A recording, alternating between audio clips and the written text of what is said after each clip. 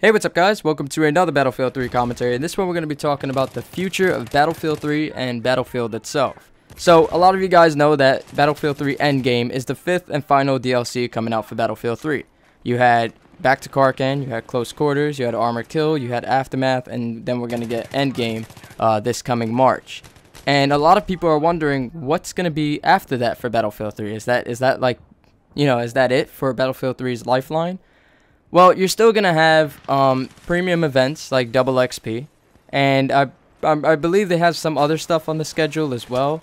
They always have like that that other type of event that they have. I don't know, maybe a tournament or something they might do. Because I'm pretty sure EA is not going to just let Battlefield 3 die out. They're going to try to do some things to keep it out there until Battlefield 4 comes out. And once Endgame comes out for Battlefield 3, that's probably when the Battlefield 4 news is going to start dropping, because EA knows that they not only have to keep Battlefield 3 alive, but they also have to keep the Battlefield franchise relevant.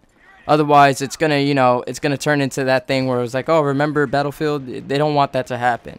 They want it to be the same way Call of Duty is. When the new Call of Duty is released, they give time with that, and then people start talking about the next Call of Duty, and that's what keeps Call of Duty relevant, is always looking forward to this new thing that's coming out. And that's what EA is trying to do with Battlefield. They want to keep Battlefield relevant, which is the reason why they have Battlefield 4 coming out much sooner than Battlefield 3 came out, as opposed to Battlefield 2. So they're going to be bringing out Battlefield 4 news, and not only that, but they're also going to push the new cycle that they have. For those of you guys who don't know the new cycle, it's Medal of Honor 1 year, Battlefield the next year, which was the reason why you had Medal of Honor 2010, Battlefield 3 in 2011, and then Medal of Honor Warfighter in 2012 this year, and then you're going to have Battlefield 4 either in 2013 or the beginning of 2014, which we kind of still consider that like the Christmas season. You know, if Battlefield, like Bad Company 2 released in March of 2010, that's still considered like the season before. You know, that's not considered like 2010. If you guys catch what I'm meaning here, but I believe that they did a good job at releasing Bad Company 2 in March of 2010, in terms of them trying to attract the Call of Duty players, because you guys know that when Call of Duty comes out, it usually dies out amongst the players somewhere around March to April. They want to look forward to that next Call of Duty game, and then the next Call of Duty game is announced, and then they start looking forward to that one. Well, what happened with Bad Company 2 is when it came out in March, a lot of the Call of Duty players that were tired of Call of Duty went to Bad Company 2. And that's how Bad Company 2 actually became a very successful title.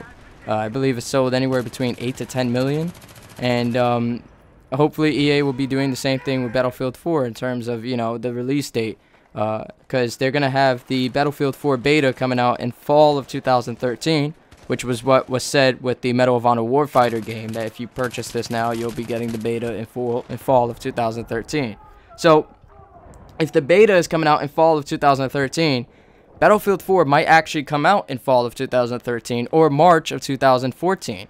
And the reason being is because you guys know when Battlefield 3, the beta was released, it was released in September, and then the game came out in October. So maybe they might do the same thing this time, and I'm really hoping that with the beta for Battlefield 4, they don't treat it as some sort of demo, that they actually treat it as a beta, because with Battlefield 3's beta, a lot of the issues that were in that beta were still in the actual retail game. And some of the issues still occur today. So I'm really hoping that they do take all the feedback from the beta and they actually do employ it for the actual release date of the game. So that way the product doesn't feel the same as the beta. A beta is supposed to be a test, and if there's things that need to be fixed, which obviously there were things that need to be fixed, and they did fix things in the Battlefield 3 beta. I'm not saying that nothing was fixed. I'm just saying that they could have done a better job of making sure that the product that came out on October of 2011 was a finished product, and it wasn't. A lot of you guys realize this. It took a while to fix a lot of the issues. Input lag on PS3 was only recently fixed in the recent patch, and it still isn't even fixed for everybody out there. So a lot of these issues that are going to be occurring in the beta, and you best believe there will be issues in the Battlefield 4 beta, they really do need to get on top of it, and they do need to fix it. And hopefully, I'm really hoping that Battlefield 4 will be a good Battlefield game with not as much issues as like Battlefield 3 came out with, because it was issues on top of issues on top of issues that had to be addressed over and over and over again. And on top of that, we have to wait for these issues to be addressed, because a patch is only released when like a new DLC is coming out, and that's like once every what, 2 or 3 months. So having to wait that amount of time and having to deal with all the issues is something that they need to address. But the future of Battlefield does look pretty good. You know, I'm not too sure what to think right now, but EA does know that Battlefield 3 is slowly kind of fading out. It's about that time, because they recently, well, I'm not going to say that this is a fact, but I will say that this is a rumor with a lot of evidence behind it, that EA recently came out with a contract, or basically a deal for Call of Duty commentators, that if the Call of Duty commentators make videos on Battlefield 3 Aftermath, they'll provide them with some sort of compensation. And that in itself isn't an issue. You know, if somebody came to me with a contract saying, hey, if you play my game, I'll pay you, I'll be like, hell yeah, let me do it, you know.